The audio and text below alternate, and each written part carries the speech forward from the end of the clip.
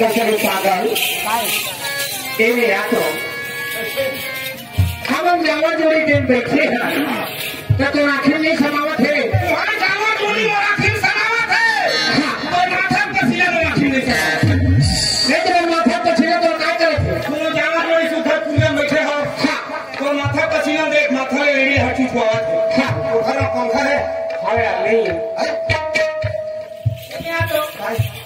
साहब की तरह था बाबू मान लो तो देखा केला पर हम खुचा मारे एक ठंडे में परवन खुआ हम मोटर लगे लगा दे वो गर्मी मान लो हाथ पे न धोई बड़े के अरे वो खप के एक ठंडे में परवन खुचा की से बोलती है मोटर भरता ना है कि हमने भीतर दे रहा एक ठन देना है चली चलते तीन ठंडे वाली थे ना घर हाँ एक ठंडे में फंसा देते वो चलते घर नहीं चली काय बोल पंखा में हवा देते तो समझ गए अरे संभाल गए नहीं तो अरे तो भौतिक छाती तो फाके होती भौतिक छाती में से और भौतिक छाती गोभत नहीं है